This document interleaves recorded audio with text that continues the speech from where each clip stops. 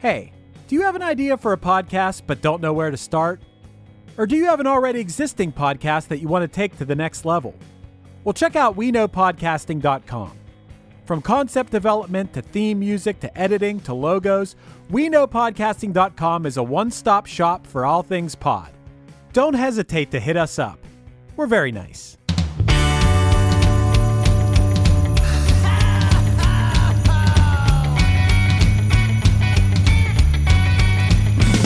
Well, there's a party each and every year on Christmas Eve, where the fun and cocktail shrimp don't seem to end. Clark and Ralphie taking turns on the TV screen, laughing, singing, yelling with all of our friends. Well, it's Christmas, and everybody's gonna spread the holiday cheer. 'Cause it's Christmas.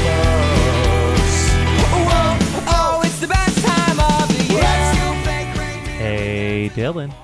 Hey, Matt. Dude, just a little, glimpse behind the curtain. It's been a while since we've chatted. We've had consistent episodes coming out, but I feel like we haven't talked in a while, and I'm super excited to catch up with you, man. It's been a hot minute, and I'm ready for us to talk about a bunch of stuff. First and foremost, let's go. So we're talking about Go.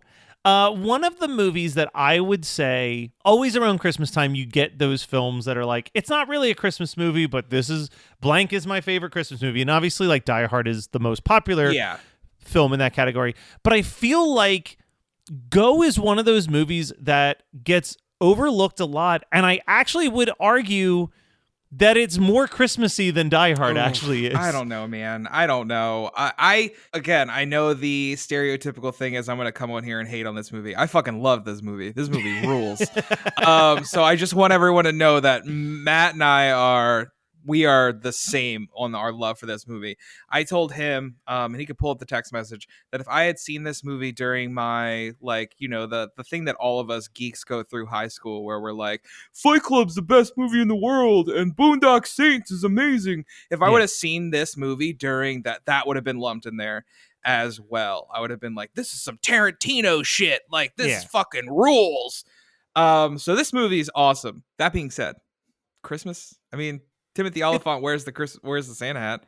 They're at a Christmas rave. It's Christmas Eve. Kate Hudson has that long. You're right. All those Christmas raves happening. It's just got me in the warm and fuzzies. It literally opens and ends with Katie Holmes giving the same speech about Christmas morning and looking at the package underneath the tree. It does. It's just I don't know. I've always dug this movie. Probably my first real introduction to rave techno. It was this and the Matrix at the same time, kind of. And I guess the opening of Blade, that was mine, dude. That was mine. I was like, I can't wait to go to the club, and they just fucking smear us with blood. That opening scene is so fucking good. I think that's my favorite opening scene of any movie. It's up there. So Go is also kind of a weird one because usually I'm pretty good at remembering the first time I saw the movie. Yeah. I don't remember the first time I saw this movie. All I remember is that whenever I did rent it, I was in high school for sure. I think I just rented it because I thought the box looked dope. I was it was post discovering Kevin Smith and actively seeking out indie films, right? If I would have seen the cover of this movie, I would have thought it was a raunchy comedy. The way that the cover's kind of set up, it just reminds me of a raunchy comedy. See, and this was me renting, I finished watching all the View Askewniverse, and then it was what other indie films can I find? So I would walk around the comedy and just art house sections of Blockbuster looking for stuff. So this is when I rented Slacker by Richard Linklater, and I rented American Movie, that documentary, and both of those movies I didn't appreciate until years later. I was like, these are slow and boring. I don't get it. Now I love both of them. But Go, right out the gate, I was like, this movie fucking rules. And I think it was one of my first experiences because I probably saw this before Memento. Okay. So I want to say this was one of my first experiences of telling a story in 3 different parts from 3 different perspectives, and then like seeing the stories link into each other as they were going. Also, big influence of this movie, and I'm curious if you were influenced by this when you watched it. Yeah.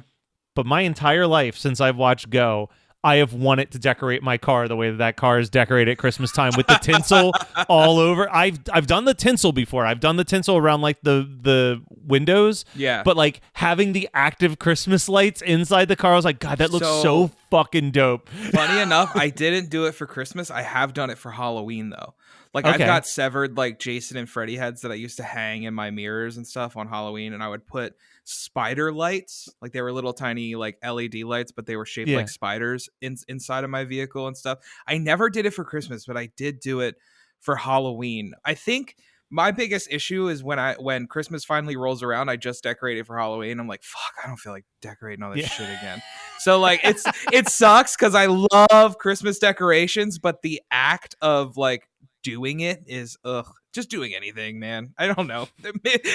Is this what 30's like? Like I'm pretty much. Yeah. Welcome to it. 30 forward. I just don't feel like doing shit. So I think that this movie kind of is dope in a couple ways. Not just the like I said, you're seeing 3 like 30-minute shorts that all kind of link together. It kind of reminds me a little bit of like Run Lola Run in a weird way, in that same sense. I can see that. But it's also just really fucking funny. It is. Like, it is really funny. And I wish like maybe I'm just out of touch, but I really want a Jay Moore comeback. I feel like Jay Moore is one of those dudes where if I did some digging, I'd end up finding out that he's not so great. But like, I agree with you. Just taking Jay Moore as the person who I've appreciated in movies, 110%. Yeah. Can we talk about my favorite character in the movie though, Manny? When Manny is high in the grocery store and the Hey Macarena scene happens, like that. High school me thought that was the funniest shit in the world. Specifically, like the camera shots of him spinning with that girl, and she's like having the time of her life, and he like looks like he's about to throw up because he's eating so many bananas to try to calm his high. So I think this movie is very unique in that I think it's got like one like actual likable character. Oh, and you've told me who it is, and I agree with you. It's Timothy Oliphant. The drug dealer. The drug dealer is the one single likable character, because I think with the drug dealer is he has a code, like he sticks to that code. He's not an asshole. He's just like, bro, I'm a drug dealer. Like if I'm doing you a favor, like this, he knows like this is shit that can get me in a lot of trouble, bro. Yeah. Like, so I'm going to do what I need to do. I'm not just going to do favors for people. Sarah Polley sucks. Like, I don't mind Katie Holmes, actually. I don't mind Katie Holmes. She's kind of sympathetic because, like, she's just kind of tossed into this whole thing. She's right? put in a fucked up place by Sarah Polley's character, Rana because, Martin. like, keep in mind, like, her very first scene, the very first time you see Katie Holmes, she's trying to protect Sarah Polley from working, like, a full 24-hour shift from the British guy, right? Definitely. She's like, don't you dare. Don't ask her. Like, yeah, I would say that she also has a good moral code, which is why I think the idea that her and Timmy Elephant actually end up together kind of at the end of the movie really makes sense, because they are 2 different types of people, but they're also, like you said, the only 2 people that have a code that they follow 100%. About, like, I love, because it really does have nothing to do with 95% of the movie until you get to like the last 10 minutes. I love the weird ass Vegas trip. It's so like not crucial. It's just like Breckin Meyer just dropping the N-word a whole lot. Dude, a whole fucking lot. Like very oh my God, super uncomfortable. And I don't know, man. I don't think I was expecting it. So I watched the trailer beforehand, and for anybody who like didn't grow up in the late 90s, early 2000s, there was this real like weird thing where certain white characters, they would always cast one white guy to act gangster. Like gangsta is what we were considering it back then. And like, it's so fucking weird. None of that shit holds up, man. No, I mean, none of that holds up. I would argue that probably the best example of it where it still doesn't hold up well, but like, I would say Kenny Fisher in Can't Hardly Wait. I would agree. Because they address it and are like, dude, like, this is absurd. And he actually has character growth in the movie from that. Like you look like a moron. Yeah, like it's like, okay, like, but yeah, a lot of it, like, even hold like on, try sitting down and watching Malibu's Most Wanted. That's what I was gonna say. Malibu's. That was exactly what I was. That was exactly what I was about to reference. Was Malibu's Most Wanted? Like that movie doesn't work at all. Oh my god! What? Speaking of Malibu's Most Wanted, Taye Diggs, bro. Yeah, Taye Diggs is so good. Dude, the gold jacket joke that goes throughout the movie where everyone just keeps thinking he's an attendant at the casino is really funny. In the bathroom? I'm not a fucking bathroom attendant. And I love the ending of this movie. I love the absurdity of the ending of this movie because, like, this is one of those movies where it does a good job of building this tension, right? Like, you're constantly like, oh shit, Sarah Pauli just died. And then, like, she doesn't, right? And you're like, oh, shit, like, this dude's going to get killed. Oh, shit, there's going to be a complication. They're going to kill Timmy Elephant, and he didn't do anything wrong. Like, you're constantly on edge that something bad's going to happen. So for it to end with this wacky-ass scene where it's like, eye for an eye. Yeah, we're just going to shoot you in the arm to make it even. And everybody's, like, so excited to watch it happen. Like, I think that's my favorite part is that, like, he's just sitting there and he's like, seriously, shoot me. I don't care. Like, he's like totally fine about it. Timothy Elephant has like a huge smile on his face. Like, I mean, to set this up, I went into this not knowing anything about this movie. I watched the trailer beforehand just to know a little bit of what I was getting into. And the movie starts and I instantly dislike Sarah Pauli's character. So I'm like, fuck, I'm going to watch this whole goddamn movie and it's just going to follow her being a drug dealer. And then she gets hit by the car and I'm like, oh, fuck. All right. I'm fucking in. Like, let's go. I will say, I think the strip club heading to Vegas scene, which is the middle part of the movie. So hold on. Let's back up. Let's explain this for anybody who hasn't seen this. This movie is told in 3 parts of the same time period. So we're following Sarah Pauli's character, and then we follow a British guy's character. Simon the British guy. Yep, Simon the British guy. And we're following these 2 actors who play cops on TV. And they're brought in by the actual cops to help them catch a drug dealer, basically. Yeah, so to catch Timothy Oliphant's character. Well, so the setup is Sarah Pauli is about to get evicted.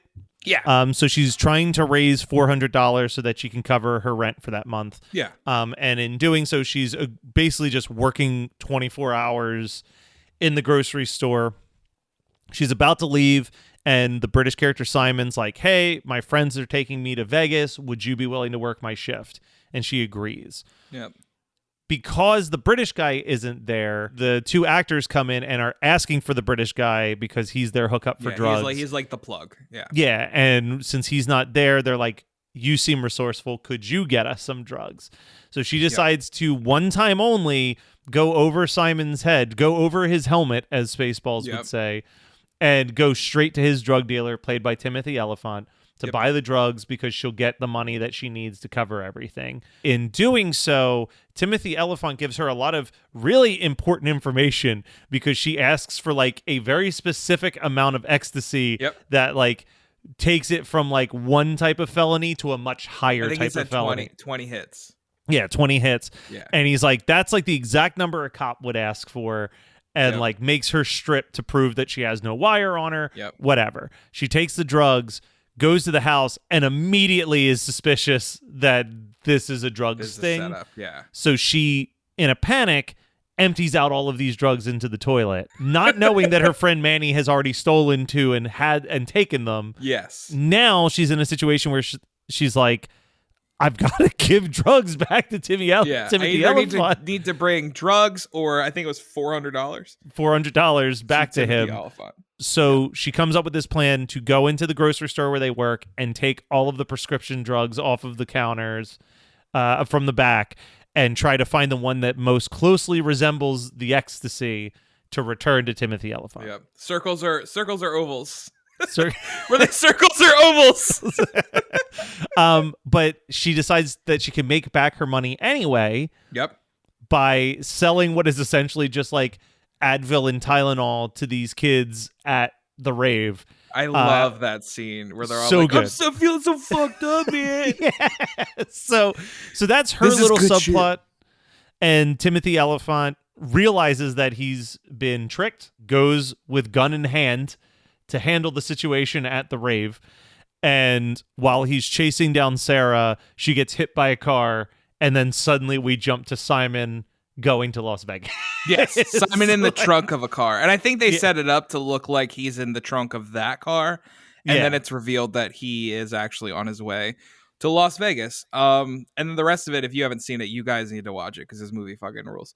Yeah, it's hard to explain the Simon one, but basically the short version is just he goes to a strip club and shoots one of the bouncers in the arm when the bouncer starts to rough him up. It can kind of be summed up in Simon doesn't know how to listen.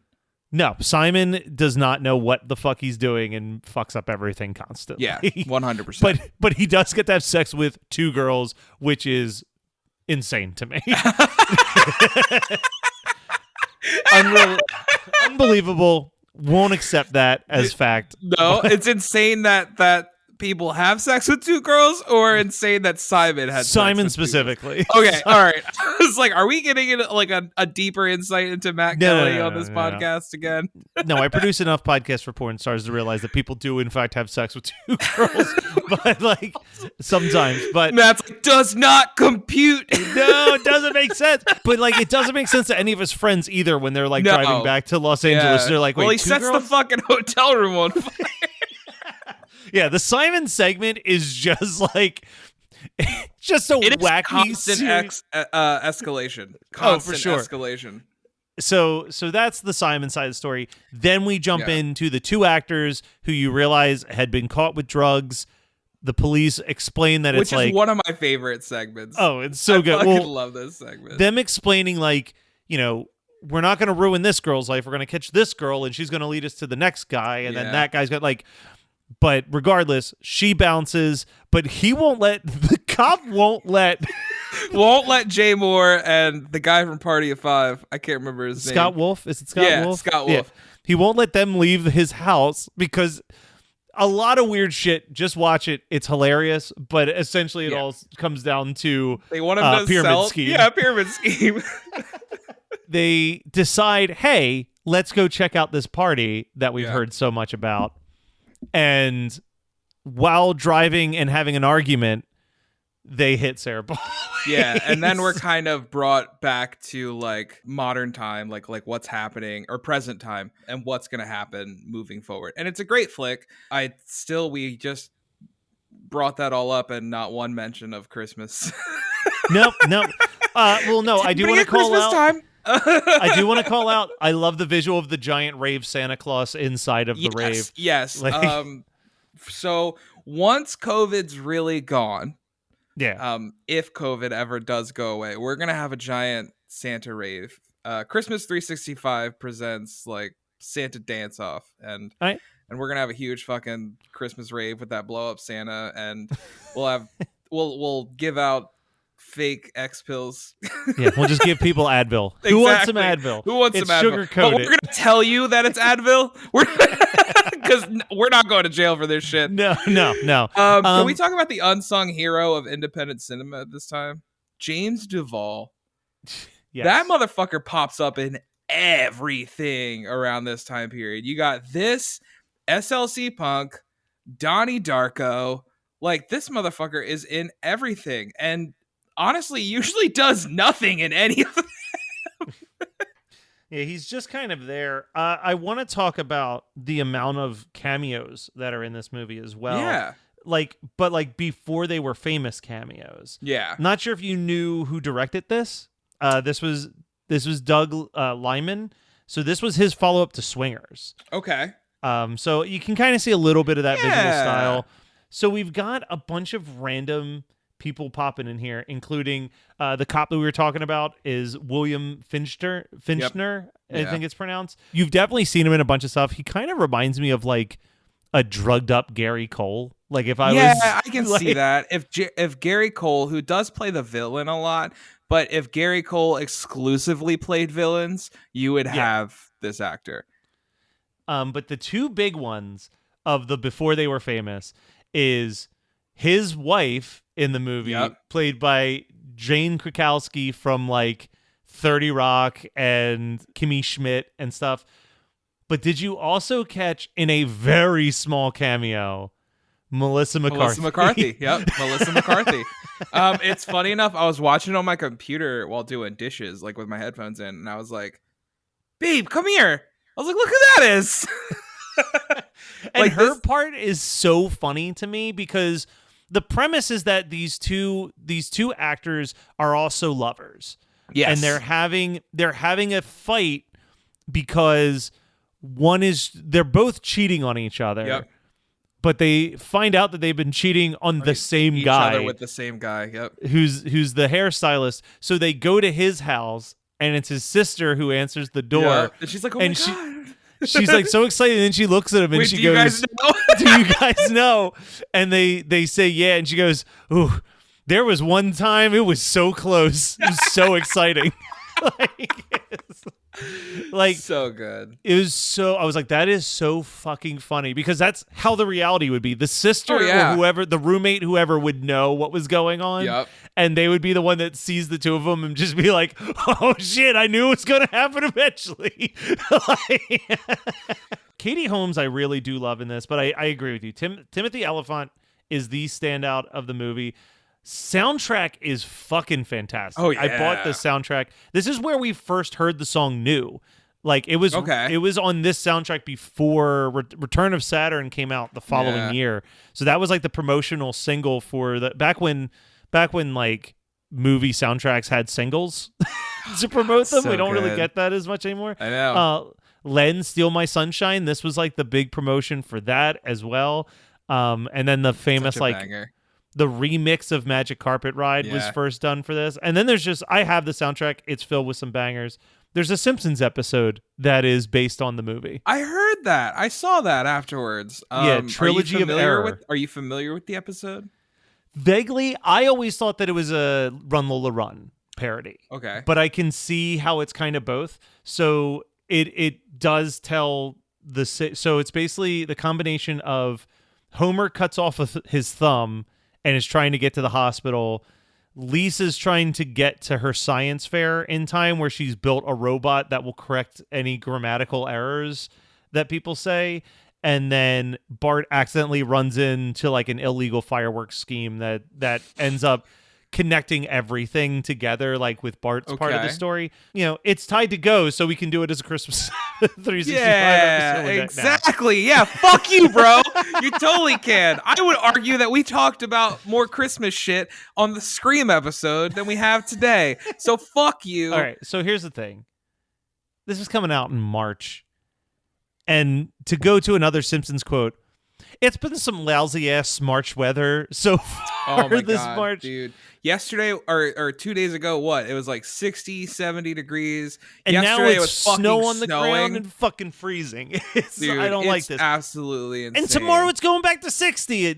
It's going to be 70 degrees by Wednesday. I can't deal with the month of March. You know what? It's like the worst time. So I needed something that was in Los Angeles that just felt warm.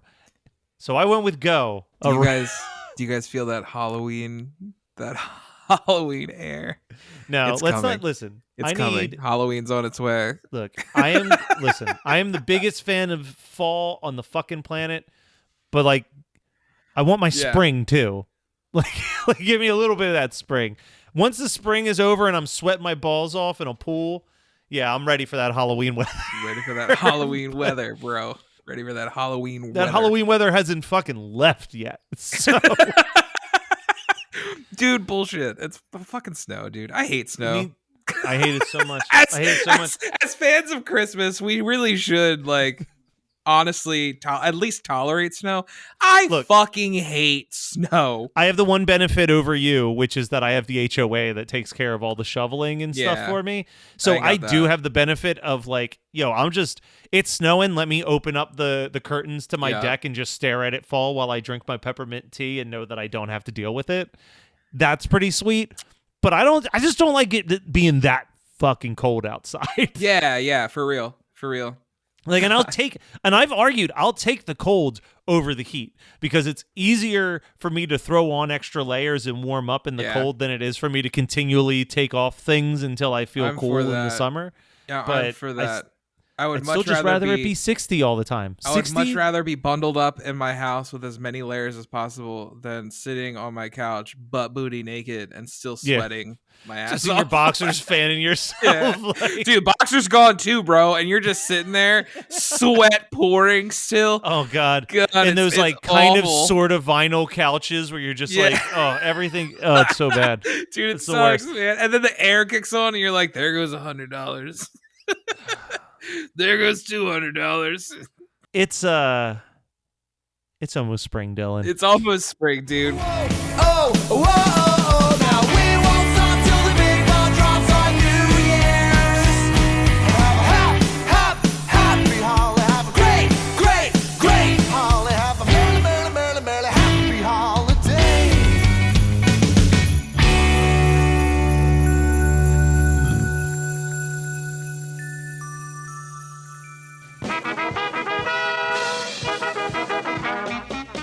We're here to entertain you. We'll sing your songs. Hey there. Are you obsessed with things that happened before your time? Well, if you are, join me, the host of Before My Time, Kelsey Laurie, to discuss the wonders of the yesteryears that we weren't around to enjoy ourselves. You can find us on all podcast platforms. Dixieland's a playing, soon you'll be swaying, so come on, sing along.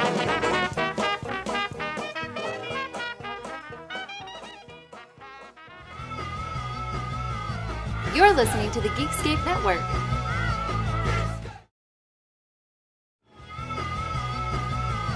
You're listening to the Geekscape Network.